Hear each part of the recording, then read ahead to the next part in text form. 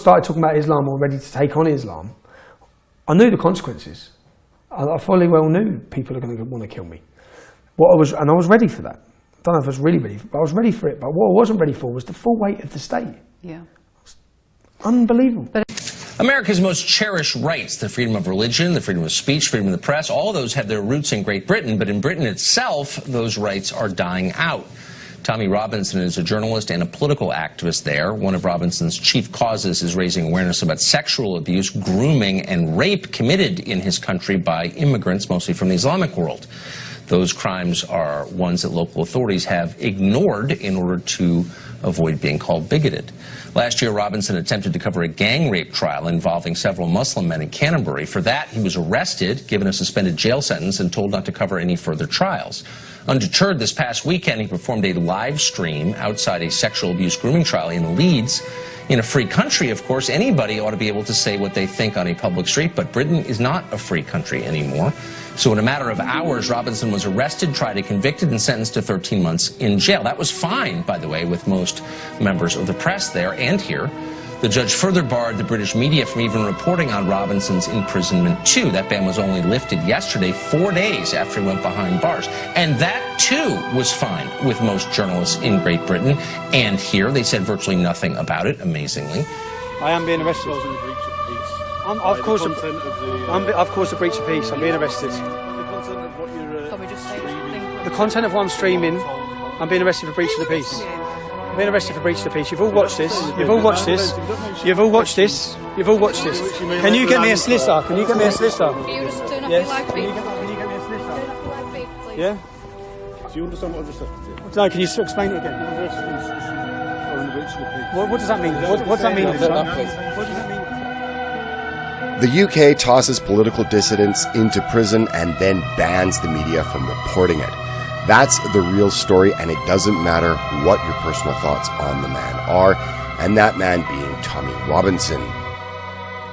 I'm sure most of you have already heard about the arrest and the 13-month custodial sentence handed down to the former leader of the English Defence League. For those of you not in the know, Mr. Robinson was outside the Leeds Crown Court live streaming on the sentencing phase of 9 men for what is euphemistically called grooming children in the UK. What it is, however, is in fact a veritable industry and the organized sexual plundering of white children on that troubled and increasingly dystopian island is just the latest indignity in a long line of indignities that must be celebrated in the name of diversity. For more than a decade, South Yorkshire Police and Rotherham Council had known exactly what was happening. They knew the girls, they knew the names of the men, their nicknames, their home addresses, their car registration numbers, the places they were taking these children, and they had effectively sat back, shrugged their shoulders and done nothing. In my naivety, I thought that when we published that story in September 2012, those at the top of those two organisations would be so shocked and ashamed and horrified that they would immediately announce inquiries to try to get to the bottom of what had happened. Rotherham Council was indeed horrified, and an inquiry was launched, but not into their own failings. All they wanted to know was how we'd got hold of the documents. They'd already tried to get a High Court injunction to block an earlier story. Now they asked the police to launch a criminal inquiry into the leak. They also hired a firm of solicitors to investigate the security breach. As for the police, they not only dismissed all criticism, but publicly accused the Times of exploiting the victims. We read out simply facts from a reputable, credible newspaper. We read out the allegations. We used the word alleged. There was nothing unlawful at all. We had done all the research beforehand. All of it. It wasn't a contempt of court thing. We weren't releasing information about the case that could jeopardize it or that wasn't already publicly available in the local newspaper. So we just decided to go out there and read out those charges and video the people who were the defendants who were going in. Those people have already had videos taken of them and already had pictures taken of them. So we weren't releasing anything new. The police immediately arrived, 9 of them, walked outside a car, arrested him, took him to a prison, told us that it was for breach of the peace. Very strange, given that it's one man with a phone. We went to the prison cell where he was being kept at. They said he's been released. He's not here anymore. And then we found out that he's been taken to the court. And then the court process started. And for tyrannical law reasons, I can't tell you what happened in that courtroom. It was, I don't know if this is legal or not, but it was minutes long. It was 3 or 4 minutes long in that courtroom. There was no bail. There was no back and forth argument. There was no proper defense. It was minutes. And then he was taken away, gone, straight to prison. No chance of bail, no chance of leaving. That's it, blackout. And then the press couldn't talk about it. The journalists who were in that room closed their notepads as soon as they realized there was a press restriction, and they went home and they didn't talk about it. And that was it. And they thought it was silenced. And that's where we're at now. And now we're in a situation where hundreds of thousands of people in this country are going out and protesting, and they're furious. And people who I never expected to be talking, who are from the left-wing media, are saying that they've never seen anything like this before. They've never seen anger like this before. They're worried about the whole country being burned down. And people have to go to the US, who fortunately have the First Amendment, to read the information about this. They have to go to InfoWars. They have to go to Fox News. And they're losing their minds. Everybody is losing their minds. They can't comprehend that this is happening in a first world democratic country. And that's all I can report on. I can't talk about the rest of the case. There's lots of things that happened in there that were ridiculous, but I can't reveal the information right now. Yeah, well, you have free speech until you disagree with those in power in any way that affects their exercise of power, and then you find out just how limited you are. So details surrounding Tommy's jailing are not completely clear. We know he was serving a suspended sentence for contempt of court, which was issued because he had previously covered a criminal trial consisting of the usual suspects in the world of culturally inspired rape and torture, which our ruling elites would rather we did not know about. Reporting restrictions on criminal trials are usually issued because the judiciary don't want to lose a prosecution via interference with a jury. But the reporting restrictions on the hundreds of gang rape trials are not issued for this perfectly valid reason. They exist only in order that the general public remain completely in the dark as to the extent of the gang rapes and, more importantly, the extent to which the government, police, social workers and journalists are absolutely complicit in the gang rape themselves. I've never heard of that before. Normally there's an alleged offense, then an arrest, then the charges, then lawyers get involved, then a first court appearance, and maybe bail, and then disclosure of documents, and then a trial, and then a conviction, and then a sentence, and then an appeal. Normally that takes months, maybe years, but this happened today in just a few hours. From Tommy standing on the street laughing, talking, to be sent to prison for 13 months. So this guy wandering around a largely empty street in the rain, broadcasting his thoughts on criminal proceedings, that somehow gets translated into breach of the peace. But he was standing by himself on the public street. He had a cameraman with him and another supporter, but it wasn't a public disturbance. It wasn't public at all, really. There was no crowd, either on his side or against him. There was no disturbance. It was an interesting conversation. It was political. He had a strong point of view, but it was not a disturbance. There was no exhortation to take any action. He was doing journalism. How were the police called for a public disturbance? How were the police called for him intentionally breaching the peace? There was no one there for him to breach the peace with. He wasn't breaching the peace at all. This was a lie, and a lie of such importance it couldn't possibly have come from rank-and-file coppers or even chief constables with degrees in transformational social justice and common purpose. This lie came directly from Theresa May's government. This lie came from the very top down, and it was planned to the last detail. A courtroom and a judge were waiting to immediately sentence him. A prison cell was booked in his name. The D-notice had already been activated. This combined is the action of a totalitarian state. And then he's taken, but the breach of the peace is not really dropped, but it's sort of replaced, because breach of the peace is not, like, it's a civil matter, and it has criminal standards of proof, so you've got to prove beyond a reasonable doubt. So I don't think they would be able to get him much on that, but the judge, I think, said that he had violated this order to not film on the court property or in the court and so on, and then boom, there's no jury trial for that then, and so he's off to prison right away. Tommy was very careful about where he stood. He did not stand on court property because a year ago, when he did stand on court property, he was arrested for contempt of court for having a video camera running on the steps of the court. Now that's absurd, that's unfair. Every single journalist in the UK and in Canada sets up their cameras on the steps of the courthouse to do court reports. It's normal, it's positively what press conferences are scheduled. But Tommy was held in contempt of court a year ago for doing what every other journalist does. So he was very careful this time, I could tell. He didn't stand where he was not supposed to stand. And in part of the video, you can hear him confirm this, both to his viewers and with some court official. Officer, are these stairs, so if I'm not allowed to go on those stairs, am I? Whilst recording. This isn't the property of the court though, is it? No, it's this. Okay, so I'll stay off them. Cool. It's obviously not on the court steps. By the way, last time Tommy was arrested for this trumped-up charge, it was a 4 a.m. raid on his home.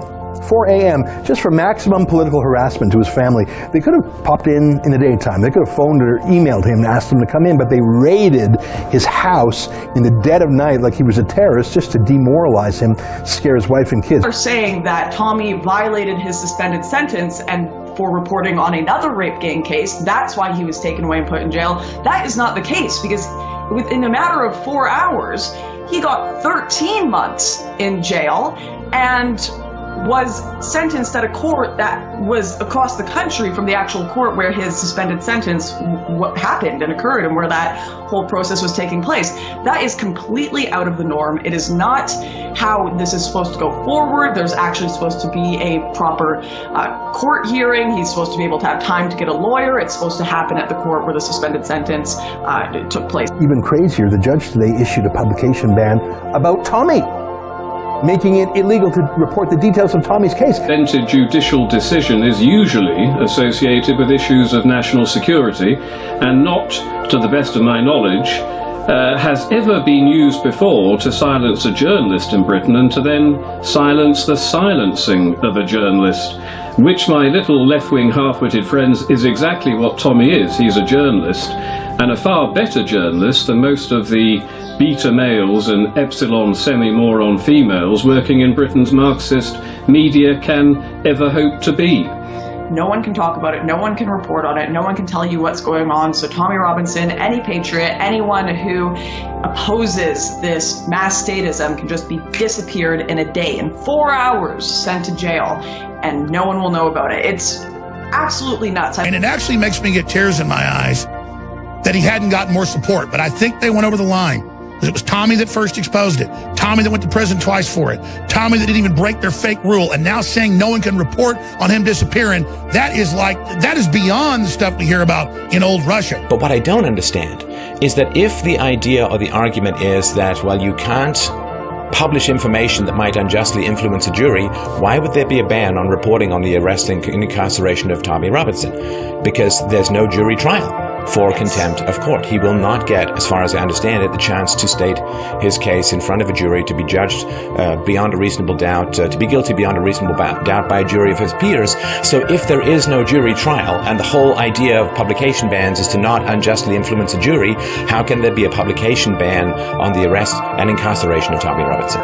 Nor will the thousands of civil liberties lawyers and human rights lawyers who queue up to defend those who would destroy us have a thing to say about this totalitarian obscenity, and their abhorrent silence, based purely on malevolent, sinister, left-wing political grounds, is accompanied by the near silence of a democratic country and democratic culture being airbrushed out of existence with nary a whisper of protest. I can't help but think of, Lauren, is the number of times that Tommy has had death threats leveled against him, death threats leveled against his family, which are illegal, and like criminally illegal, not even just in a civil. Criminal death threats is a criminal action, and as far as I understand it, he has reported these repeatedly. He's even tracked down some of the people, and the police seems to have done nothing. And it's kind of hard, I think, for the British people as a whole, who particularly the people who don't have a voice. I mean, Britain's still a very class-based society, and it's lower-class British white girls in general who are being targeted by these grooming gangs, these rape gangs. And they don't have much of a voice, and what they see is they see the police that failed to act for approximately 30 years when they got constant reports of these rape gangs and the preying on trafficking, torture, and just horrifying abuses of these young white British girls and boys. And so they see this not being dealt with for like 30 years and being covered up, and the mainstream media being complicit in this cover-up. That's another part of this that's absolutely shocking, is when the police got there and took Tommy away, the accused in this case that Tommy was reporting on were seen in the window pointing at one of the girls that was there with Tommy, doing this, like, we're gonna cut your throat, kill you kind of action. So they requested, the cameraman and the people that were there with Tommy requested the police go up there and address this situation. Like, they're getting threats from the window. The police went up there, and there's this photo on Twitter, I can send it to you after this, where all the police are there and they're with the judge, and the judge is laughing looking out the window. They did absolutely nothing about this. It's like a movie. This is like V for Vendetta, but it's real history. It has a Tiananmen Square feeling, where they're arresting all these thousands of people in Europe that criticize Islam, that the Supreme Courts in Finland and other areas are ruling that Muslim men can have sex with 10-year-old girls against their will. I mean, I'm reading this in mainline papers defending it, and then I'm seeing Tommy, who should be getting national awards from the Queen, you know, for being put in prison exposing the very Muslim grooming deal in his town where they've gone to prison. And of course, the next level was girls would disappear, girls would die. And instead, I mean, this guy gets attacked everywhere. They try to beat him up. He fights off like 6-7 people himself. He's not even a big guy. Talk about a lion. I mean, this is the real deal. Tommy got a longer sentence for reporting on rape gangs than many rape gangs themselves receive for rape. She was blind drunk, and she was with 7 adult Pakistani men. She was drunk and leery. And South Yorkshire Police arrested the 13-year-old girl for being drunk and disorderly. They took her back to the station, put her in the cells, eventually charged her, and she was convicted. They didn't even question the men as to why they were in a house with a 13-year-old girl who was nearly naked in the early hours of the morning. There is Islamophobia, of course there is. There is Islamophobia because our police force actually were too scared to tackle grooming and rape of our youth because of fear of being called a racist. That's Islamophobia. So is that the freest country in the world? Or is that the place that Orwell warned us about? Now what? Did Tommy cause a disturbance? No, he did not. Did Tommy wreck a trial? No, he did not. It's because Tommy speaks boldly about the Islamification of society, especially the systematic rape of young British girls at the hands of Muslim migrants. And doesn't the establishment get that when you grab somebody who's a hero and then won't even let people know if he's in jail or prison when he is, that is the essence of secret police, and confirms the 1984 Orwellville has now finally come to London? The defense lawyer said if you send Tommy to jail, it's going to be a death sentence. And allegedly, according to people that were in the courtroom, the judge said basically he knew what he was getting himself into. So I like to think a little bit when I see the outrage outside Downing Street, the football lads saying, we want our freedom, we want you to free Tommy. I like to think that a little bit of the boiling blood of the British people right now, you knew what you were getting yourself into, UK government, pushing us a little too far. You knew what you were getting yourself into, you know? It's so frustrating, and I just wish we had more ability to get justice for this, but really the British government are standing on our heads right now. To John F. Kennedy's quote that those who make peaceful revolution impossible make violent revolution inevitable. This is the action of a state no different to the states that murdered over 100 million people in the last century, and the action of a state with no regard for democracy, equality before the law, or freedom of speech. This is the action of a fully fledged totalitarian state, and it has happened in England. you'll even be killed in jail, like this man who threw bacon at a mosque. He was killed during his sentence because he was kind of in the anti-Islam crew, where you get banned from countries because of your political opinion, as I have been. What are the British people to do? They can't speak up anymore. They can't even listen to media telling them their opinions. When they disagree, it's not even just disagreeing with the state. When the state won't enforce the values that the people want, they voted to leave the European Union. They voted to have a culture with Western values. When the state won't even enforce the laws that the people want, what are you supposed to do? The only ending I can see to this is violence. When you're not allowed to speak, you speak with your fists. And I'm not saying that's a good thing, I'm saying that's an inevitable thing.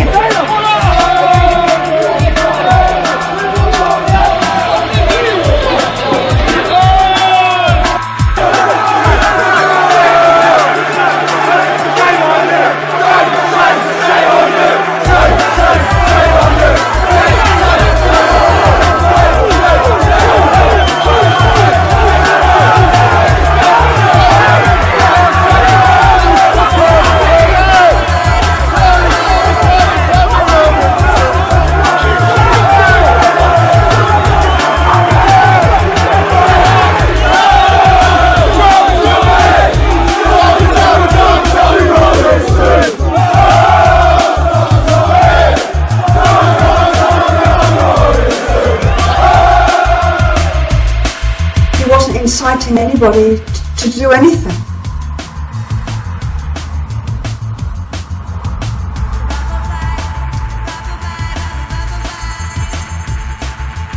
I used to think that I missed being a police officer, but I'm absolutely over the moon that I am not in the UK anymore, and I'm not a police officer there, because I think it's shameful, shameful. It wasn't just the numbers, 1,400 children, it was the clear evidence the inquiry had found of horrific crimes having been ignored or suppressed by the authorities. So the police's option is, let's not get rid of the ISIS fighters, let's not detain the gangs, let's not stop the acid attacks, let's stop people talking about it, and let's play it all down. And if it's down to him being able to galvanise those people, let's get rid of him. Let's stop him at every avenue we can. And that's what they did. And when I sort of look at why they're doing it, that's not their job. If they want to, again, when I went to march into Tower Hamlets, they banned us, and then we took it to the High Court. And within law, the police in this country have to uphold our democratic rights. They cannot stop them because of threats of violence from someone else. But that's what they did. The head of the Metropolitan Police Force stood in High Court and said, you can't walk into Tower Hamlets because we can't deal with the reaction. Yeah? Okay, well, that's not the problem here, because that's one of our rights. If you can't deal with the reaction, you get the army out. And if you can't deal with the action now, when there's 5% of the country's Muslim, what's it going to be like? What are you going to be telling us we can't do in 10, 20 years? Right. Britain's ruling elites have been given a clear choice between attacking the aggressive invader or attacking the innocent native defender. They've made their treacherous choice because it's easier to attack those who do not bomb pop concerts, public transport systems and aeroplanes.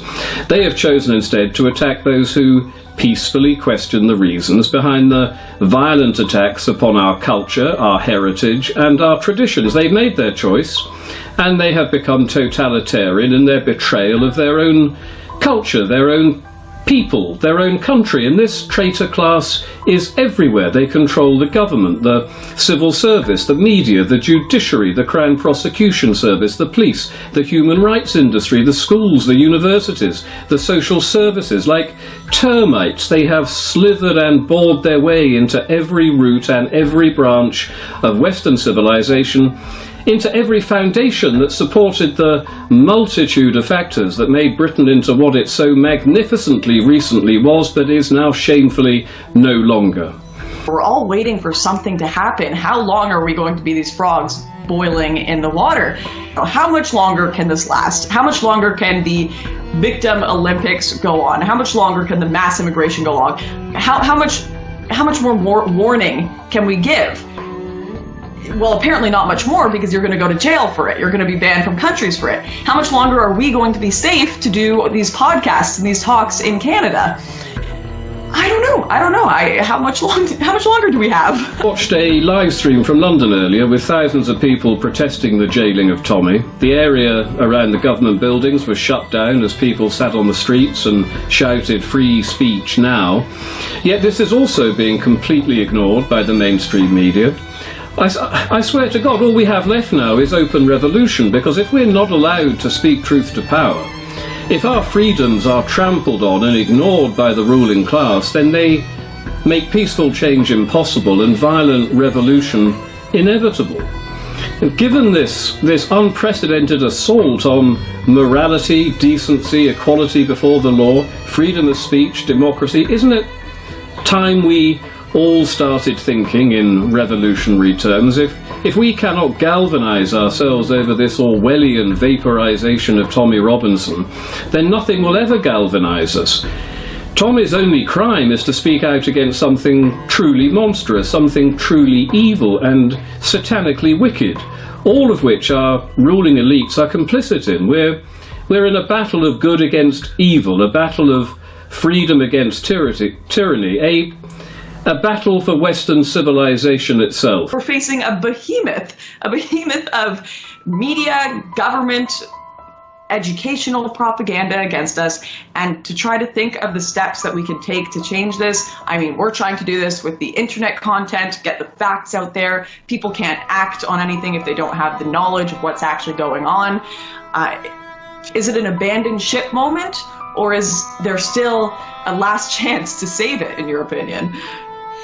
I wrestle with that question on a daily and sometimes middle of the nightly basis, Lauren. I don't know. Don't allow this to happen. March, protest and fight against this evil regime until we win, as we must win. People can try and find any number of reasons not to like him. His accent, the fact that he's working class, a Zionist, a football hooligan. But if the country had a football stadium filled with more men like Tommy Robinson, one thing is for sure, there would be no organized gangs roving the streets of the UK and raping and murdering little girls.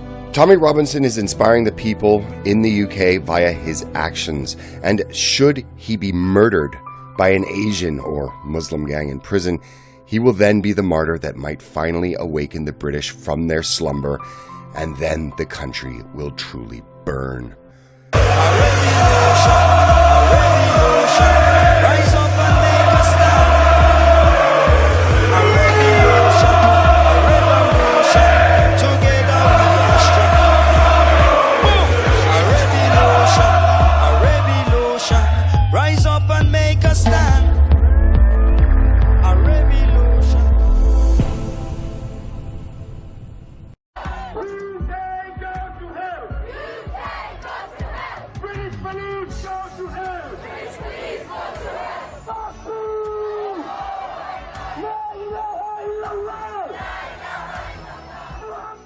I wasn't sure what they were marching